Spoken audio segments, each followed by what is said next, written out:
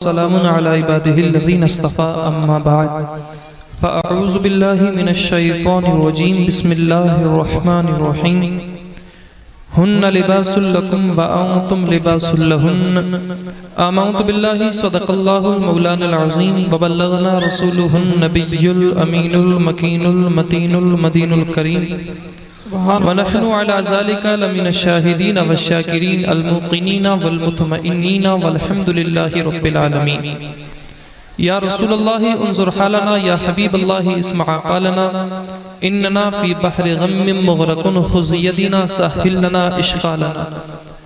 हमारे दीन की हक़ानियत के दोनों शाहिद हैं, हमारे दीन की हक़ानियत के दोनों शाहिद हैं मुईनुद्दीन अजमेरी मुहियुद्दीन जिलानी। और जो शह तेरी निगाह से गुजरे दुरूद पढ़ हर जुज़ व कुल है मज़हरे अनवारे मुस्तफ़ा। और सबकी लहद में लाएंगे तशरीफ मुस्तफ़ा, आदत बना रहे हैं दुरूद व सलाम की। एक मरतबा दिल जमाई के साथ नबी और आले नबी पर दुरूद पाक का नजराना बतौर अंदाज़े गुलामाना पेश करें। पढ़ें अल्लाहुम्मा सल्ली अला सय्यिदिना व शफ़ीना नबीना मौलाना सय्यिदिना शफ़ीना व करीमिना मौलाना मुहम्मदिन व बारिक व सल्लिम सल्लु अलैहि सलातुम व सलामन अलैका या सय्यिदी या रसूलल्लाह। मुझसे पहले आप हजरात ना तो मनक़बत समात फरमा रहे थे, लेकिन मैं आप हजरात के सामने दो तीन बातें अर्ज करने के लिए बैठा हूँ।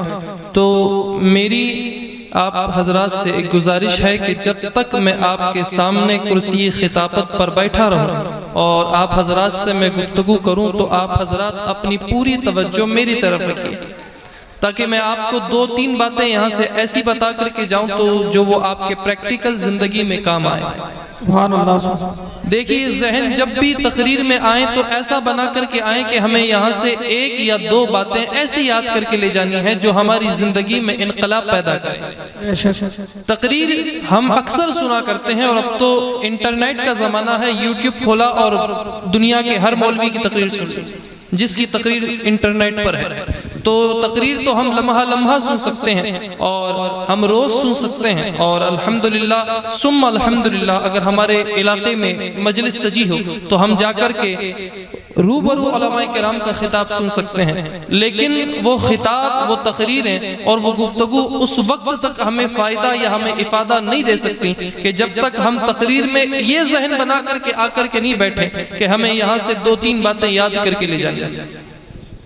तो जब आप हजरात ये जहन बना करके बैठेंगे कि हमें दो तीन बातें याद करनी है, तो फिर आपका मजलिस में आना भी कामयाब होगा, आपको तकरीर सुनना भी फायदा देगा। और आप हजरात जब यहाँ से जाकर के अपने घर पर बैठेंगे या सोएंगे तो इंशाअल्लाह उसका आने वाला कल पिछले कल से बेहतर होगा। तो आप हजरात इस जहन के साथ मेरी गुफ्तगू को सुनिएगा। मेरा अंदाज ज्यादा चीखने चिल्लाने का नहीं, मैं आप हजरात से सिंपल और बिल्कुल आसान लहजे में दो तीन बातें अर्ज करूंगा। आप हजरात समात फरमाए, इजाजत है।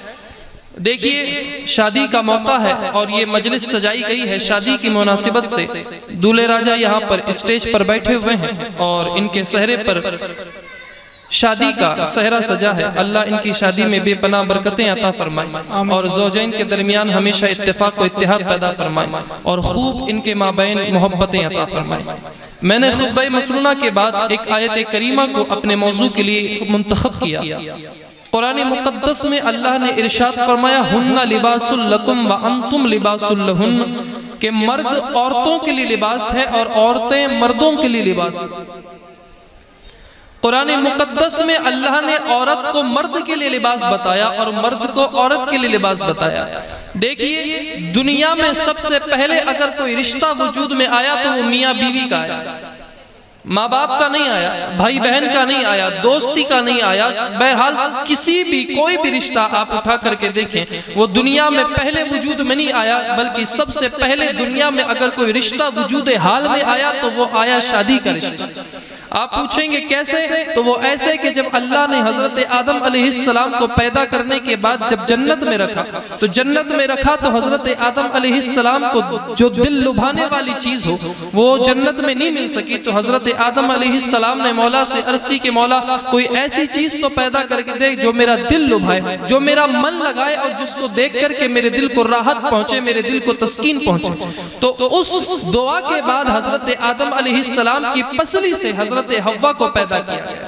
और हजरत हव्वा को पैदा करने के बाद जब हजरत आदम अलैहिस्सलाम ने हजरत हव्वा को अपने सामने देखा तो हजरत हव्वा चूंकि औरतों में सबसे खूबसूरत थी तो हजरत आदम अलैहिस्सलाम उनकी खूबसूरती को देख करके उनके सामने भागे। तो हजरत आदम को जब अल्लाह ने भागते हुए देखा तो अल्लाह ने फरमाया आदम रुक जाओ, अभी हव्वा तुम्हारे लिए हलाल नहीं। हजरत आदम ने अर्ज की कि मौला फिर हलाल कैसे होगी। हजरत आदम अलैहिस्सलाम के ये जुमले के बाद अल्लाह ने फरमाया कि हलाल जब होगी जब तुम्हारा इससे निकाह किया जाए। हजरत आदम ने अर्ज की कि मौला निकाह क्या होता है? तो अल्लाह ने फरमाया निकाह वो चीज है जो शौहर और बीवी के दरमियान सब कुछ जो चीज हुआ करती है वो हलाल कर दिया गया।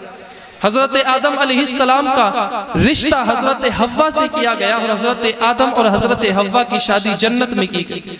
तो बताने का मकसद ये है कि दुनिया फानी में अगर कोई रिश्ता सबसे पहले वजूद में आया है तो वो रिश्ता शादी का आया है। और शादी वो रिश्ता है जो सुभान अल्लाह एक अगर बंदा किसी बंदी के साथ इस रिश्ते में जुड़ता है तो फिर यकीनन वो पूरी जिंदगी एक साथ रहा करते हैं। और जो भी बातें तकलीफ की हो, चाहे वो सुख की हो, चाहे वो दुख की हो, चाहे वो मजे की हो, चाहे वो किसी भी चीज की हो, वो आपस में एक दूसरे में बांट करके रहा करते हैं। ये बड़ा खूबसूरत रिश्ता है। तो इसी को अल्लाह ने कुरान मुक़द्दस में फरमाया हुन्ना लिबासुल लकुम व अंतुम लिबासुल लहुन्न। औरत मर्द के लिए लिबास है और मर्द औरत के लिए लिबास है। देखिए ये आपका बदन है, आपके बदन से सबसे ज्यादा अगर करीब कोई चीज रहती है तो लिबास रहा करता है।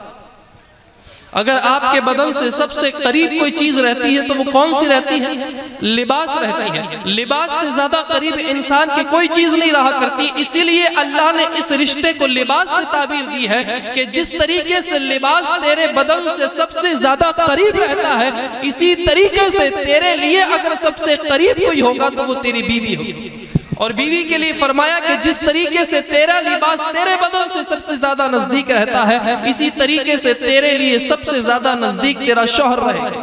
और मेरे आका ने तो इस रिश्ते के लिए इतनी बड़ी बात अता फरमाई कि मेरे आका ने फरमाया जो बंदा निकाह कर ले उसका आधा ईमान महफूज हो जाता है। कुर्बान जाइए, शादी इतनी बड़ी सुन्नत है। मेरे आका फरमाते हैं जिसने निकाह कर लिया उसने अपना आधा ईमान महफूज कर लिया। तो इतनी बड़ी सुन्नत है। मेरे आका ने फरमाया निकाह मिन सुन्नती, निकाह मेरी सुन्नत है। अब यहाँ से पता ये लगाना है कि जो निकाह सरकार की सुन्नत से हो तो फिर उसको किया कैसे जाए, उसमें माहौल क्या रखा जाए, उसमें इंतजामात कैसे किए जाएं, उसमें रसूमात क्या होनी चाहिए, उसमें हमारी एक्टिविटीज क्या होनी चाहिए, उसमें हमारी गुफ्तार क्या होनी चाहिए, उसमें हमारी रफ्तार क्या होनी चाहिए, उसमें हमारा किरदार क्या होना चाहिए, उसमें हमारा हर तरीके से इन्वॉल्वमेंट कैसे होना चाहिए, ये पता लगाना है। मेरे आका ने फरमाया निकाह मिन सुन्नती, निकाह मेरी सुन्नत है। तो जो सुन्नत मेरे आका की हो वो सुन्नत गाने से तो अदा नहीं हो सकती। जो सुन्नत मेरे आका की हो तो फिर वो किसी ऐसे रस्म से तो अदा नहीं हो सकती कि जिस रस्म का शरीयत से कोई लेना देना। तो अगर कोई बंदा ये चाहता है कि वो निकाह करके अपना आधा ईमान महफूज करे तो उसके लिए शर्त है कि वो निकाह उस तरीके से करे कि जिस तरीके से मेरे आका ने किया था और जिस तरीके से मेरे आका ने अपने उम्मतियों को निकाह करने का हक दिया था। आज हमने सारे के सारे तरीके उठा करके बालाई ताक में रख दिए और हमने अपनी रस्मों के साथ निकाह किया। उसके बाद 2-3 साल बीते, किसी बाबा के पास चले गए कि साहब शादी में बरकतें नहीं है, कोई तावीज बना तो बीवी बात नहीं मानती। औरत फिर बाबा के पास गई कि साहब मेरा तो खाविंद मेरी बात नहीं सुनता। रात को 1-1 बजे आता है, साहब मैं फोन लगाती हूँ तो फोन काट देता है, फला परेशानी है, फलाना ढिंकारा, 50 तरीके की परेशानी वो जाकर के मौलाना साहब या फिर किसी बाबा को या किसी पीर साहब को बताता या बताती है। वो भी तावीज मांगता है, ये भी तावीज मांगती है। लेकिन इसकी जरूरत क्यों पड़ी? इसकी जरूरत इसलिए पड़ी कि हमने निकाह को उस तरीके से अदा नहीं किया जिस तरीके से मेरे आका का फरमान। वो किसी कहने वाले ने क्या खूब कहा, तरीक़े मुस्तफा को छोड़ना है वजह बर्बादी, इसी से हुई दुनिया में कौम बेइक़्तिदार। जिसने सरकार का तरीका छोड़ दिया, जिसने मेरे आका का तरीका नहीं अपनाया, यकीनन वो दुनिया में भी बर्बाद रहा, वो आखिरत में भी बर्बाद रहा। तो अगर हमने निकाह जो सरकार के तरीके से नहीं किया, हमने अपने बच्चों का निकाह सरकार की सुन्नतों से नहीं करवाया, फिर हम ये भूल जाएं कि साहब उनकी शादी में बरकतें हों, फिर वो जाकर के कभी खुश रहेंगे। तो अगर हम चाहते हैं कि हमारा मुकद्दर, हमारा फ्यूचर, हमारा आने वाला कल या हमारे बच्चों का आने वाला कल अच्छा हो, तो हमें सरकार का नौकर बनना पड़ेगा, हमें सरकार का नौकर अपने बच्चों को बनवाना पड़ेगा। इसलिए कि जब हम सरकार के नौकर हो जाएंगे तो फिर किसी के दर की गुलामी नहीं करनी पड़ेगी। हजरत अब्दुल्ला बिन असवद एक सहाबी रसूल हैं। मैं आपको एक वाकया सुना करके पूरी बात समझाना चाहता हूं कि निकाह आखिर कहते किसे हैं और कितनी बड़ी सुन्नत है, और एक मुसलमान को आखिर निकाह करना चाहिए तो किस तरीके से करना चाहिए। हजरत अब्दुल्ला बिन असवद एक सहाबी रसूल हैं। इनके बारे में आता है कि ये बहुत काले थे, और काले होने के साथ मजीद उनके चेहरे पर चेचक के दाग थे, और उनकी शक्ल इतनी बदसूरत थी। हम सहाबी रसूल को बदसूरत तो नहीं कह सकते, लेकिन रिवायात में यही लफ्ज आए हैं कि उनके चेहरे पर चेचक के दाग होने की वजह से उनका चेहरा इतना बदसूरत नजर आता था कि देखने वाले की चीखें निकल जाया करती थी। अल्लाहु अकबर। तो गांव वालों ने इनको अपनी बस्ती से बाहर निकाल दिया। ये जाकर के एक जंगल में एक पेड़ के पास रहने लगे। इनकी माँ हफ्ते में एक दिन जाकर के इनसे मिलकर मिलने जाया करती थी, और हफ्ते भर का सामान इनको दे करके आया करती थी। एक दिन माँ के पास हजरत अब्दुल्ला बिन असवद बैठे, और बैठने के बाद अर्ज की कि माँ, एक तू ही है दुनिया में जो मेरी सूरत देखती है और जो मुझे अपने गले से लगाती है, तेरे अलावा इस दुनिया में है कौन? अब मेरा जी नहीं चाहता मैं इस दुनिया में जिंदा रहूं, मैं मरना चाहता हूं। माँ ने जब ये बात सुनी तो माँ ने फरमाया, बेटा परेशान ना हो, आज मैं तेरे लिए एक खुशखबरी लाई हूँ, और मैं तेरे लिए एक ऐसे बंदे का पता लाई हूँ कि अगर तू उसके पास चला जाए तो वो तुझे अपने सीने से लगा ले। तो हजरत अब्दुल्ला बिन असवद अर्ज करने लगे, अम्मी जान, जब रिश्तेदारों ने ठुकरा दिया, जब अपनों ने ठुकरा दिया, तो फिर कोई पराया क्या गले से लगाएगा। तो उनकी माँ फरमाने लगी, बेटा परेशान ना हो, मैं ऐसे अपने का पता लगा करके आई हूँ कि वो ना तो सिर्फ तेरा है ना सिर्फ मेरा है, वो पूरी कायनात के लिए रहमत बन करके आया। कहा, अम्मी जान वो कौन है? कहा, वो कोई और नहीं बल्कि मदीने में आया हुआ नबी आखिरुज़्ज़मा है, आमिना का लाल है, नबी आखिरुज़्ज़मा है, मुख्तारे कायनात है। वो इशारा करे तो सूरज अपना रास्ता बदल दिया करता है, वो इशारा करे तो चांद अपना कलेजा चीर दिया करता है, वो अगर इशारा करे तो मुर्दा बोल दिया करता है। तो उसके पास चला जा, यकीनन दुनिया में तुझे किसी ने नहीं अपनाया, लेकिन वो तुझे देखते ही गले लगा लिया। सुभान अल्लाह, सुभान अल्लाह। हजरत अब्दुल्ला बिन असवद ने जब ये बात सुनी, बात सुनने के बाद कहा, माँ ठीक है, मैं मदीने जब कोई काफिला जाएगा मैं उस काफिले के साथ मदीने के लिए रवाना हो जाऊंगा। इन्होंने अपनी माँ से इजाजत ली। एक काफिला मदीने की तरफ जा रहा था। ये काफिले वाले के पीछे पीछे जो उनके कदम के निशान थे, वो निशान देखते देखते उनके साथ चले गए। जब मदीना पहुंचे तो वो एक शख्स से पता पूछा कि साहब मुझे नबी आखिरुज़्ज़मा का पता चाहिए, मैंने सुना है मदीने में अल्लाह का नबी रहने आया है। किसी कहने वाले ने कहा कि अगर तुझे नबी को देखना है तो जा मस्जिद नबी में चला जा, वो अपने सहाबाए किराम के साथ बैठे हुए होंगे, उनको दर्स दे रहे होंगे, उनको जीने का तरीका सिखा रहे होंगे। सहाबी रसूल के पास मेरे आका बैठे। हजरत अब्दुल्ला बिन असवद आकर के मस्जिद नबवी में बैठ जाया करते हैं, और देखते हैं मेरे आका मस्जिद नबवी के मिंबर पर खुतबा इरशाद फरमाया करते हैं। हजरत अब्दुल्ला बिन असवद कहते हैं, मैं आकर के मस्जिद नबवी में एक कोने में आकर के बैठ गया। मेरे आका की निगाहे करम मुझ पर पड़ी, हालांकि मेरे चेहरे पर नकाब था, लेकिन मेरे आका ने मिंबर से इरशाद फरमाया, अब्दुल्ला बिन असवद नकाब में क्यों आया हो, नकाब उठा। हजरत अब्दुल्ला बिन असवद कहते हैं, जब सरकार ने मेरा नाम पुकारा, मैं मजलिस के बीच में से खड़ा हुआ, मैंने आवाज लगाई, या रसूल अल्लाह, अगर नकाब उठाऊंगा तो आसपास वाले डर जाएंगे, डर कर भाग जाएंगे, मैं बदसूरत हूँ। मेरे आका ने फरमाया, यहाँ सूरत से कोई ताल्लुक नहीं, यहाँ तो सीरत देखी जाती। सुभान अल्लाह, सुभान। हजरत अब्दुल्ला बिन असवद ने अपना नकाब उठाया। सहाबाए किराम ने हजरत अब्दुल्ला बिन असवद को देखा। मेरे आका की नजर हजरत अब्दुल्ला बिन असवद पर पड़ी। मेरे आका ने फरमाया, अब्दुल्ला दूर क्यों खड़े हो, मेरे पास आओ। मेरे आका ने हजरत अब्दुल्ला बिन असवद को अपने पास बुलाया, और पास बुलाने के बाद मेरे आका ने अपने सीने से लगाया, और सीने से लगाने के बाद मेरे आका ने फरमाया, ए अब्दुल्ला, अब तुम्हें कहीं और जाने की जरूरत नहीं है, तुम्हें मैं अपनी खिदमत की नौकरी देता हूं। हज़रत अब्दुल्ला बिन असवद कहते हैं या रसूल अल्लाह, मेरे माँ बाप आप पर कुर्बान, ना मुझे मेरे बाप ने अपनाया, ना मुझे मेरे मामा ने अपनाया, ना मुझे मेरे किसी रिश्तेदार ने अपनाया, आप मुझे अपना रहे हैं। मेरे आका फरमाते हैं ए अब्दुल्ला परेशान ना हो, मेरे खुदा फरमाता है वमा अरसलनाका इल्ला रहमतुल लिल आलमीन, ऐ मेरे महबूब मैंने आपको तमाम जहानों के लिए रहमत बना करके भेजा।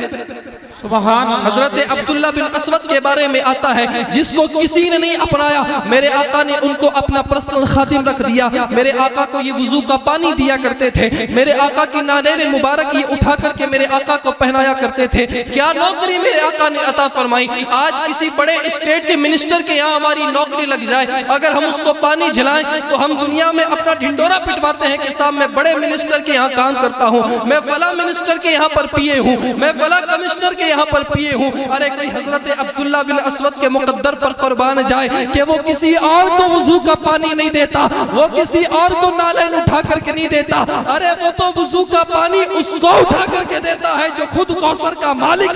नारे तकबीर, नारे रिसालत, मद्दाए खिलाफ उलमाए सुन्नत, नारे तकबीर, नारे रिसालत।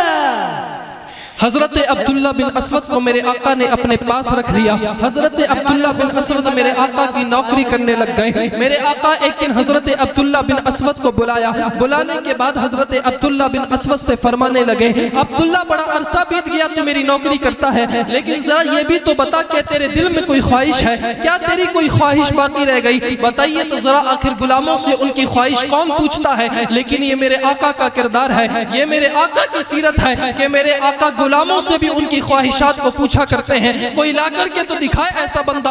आज दुनिया बोलती है कि हम सरकार के दूसरा कोई सरकार का सानी आ सकता है, माज़ अल्लाह सरकार जैसा कोई दूसरा बंदा आ सकता है। मैं कहता हूं ना तो उनसे पहले कोई आया था, ना उन जैसा कोई आएगा। मेरे आका की बराबरी तो 1,23,999 नबी ना कर सके तो कोई आम बंदा कैसे कर सके।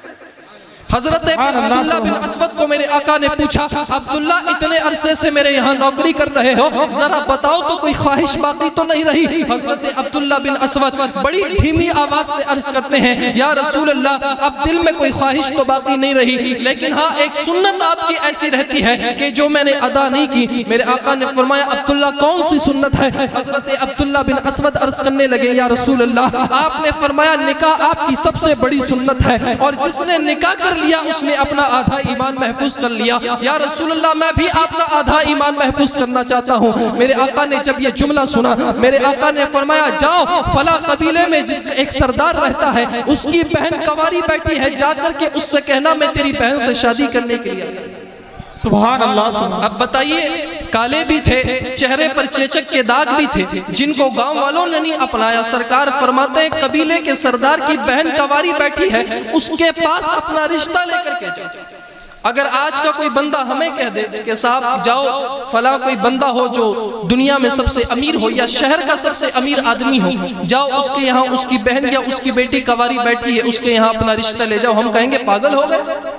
वो उठा करके जूता हमारे सर पर नहीं मारेगा, वो हमें धक्का नहीं दे देगा अपने घर पर से, लेकिन ये हमारा अकीदा है। और साहब अकीदा क्यों ना हो, हमारे पास आका भी तो नहीं है, यहाँ पर तो आका मौजूद है। मेरे आका हजरत अब्दुल्ला बिन असवद से कहते हैं, ए अब्दुल्ला जाओ फला कबीले के सरदार की बहन कवारी बैठी है, जाकर के कहना मैं शादी का पैगाम लेकर के आया हूँ। यहाँ हजरत अब्दुल्ला बिन असवद का अकीदा भी पक्का था कि जो नबी मुझे निकाह भेजने पर आमादा हो सकता है तो वो निकाह करवा भी सकता है।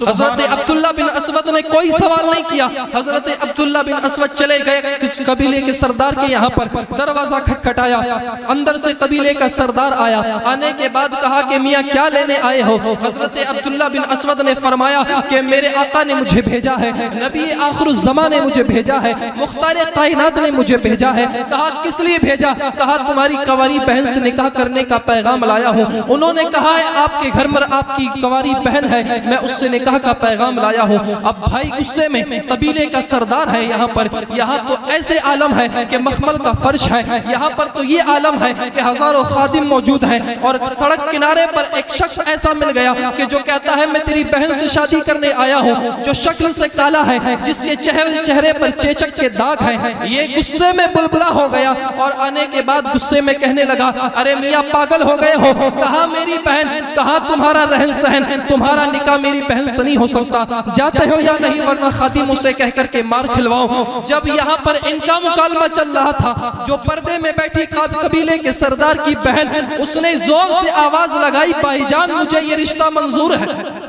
वाह वाह, सुभान अल्लाह सुभान। भाई ने कहा बहन जरा आकर के इसका चेहरा तो देख ले। कहा नहीं मुझे चेहरा नहीं देखना।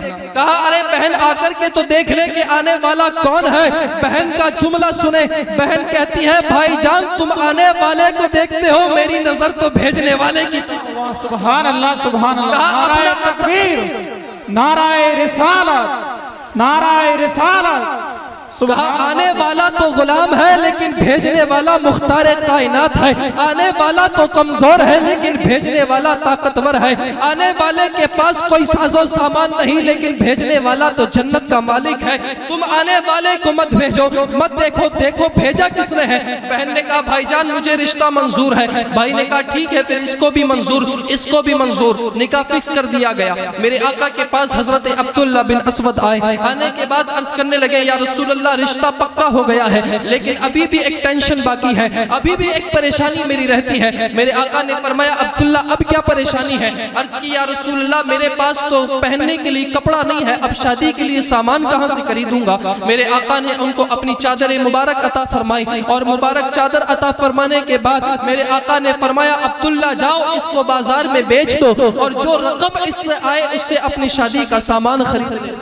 कुर्बान जाइए मेरे आका की सिदत पर। आज लोग कहते हैं कि इस्लाम तलवार से फैला, मैं कहता हूँ नहीं साहब, तलवार से सिर्फ सर झुकाए जा सकते हैं। इस्लाम ने तो लोगों के दिल को झुकाया और दिल तभी झुकता है जब काम तलवार से नहीं अखलाक से हुआ।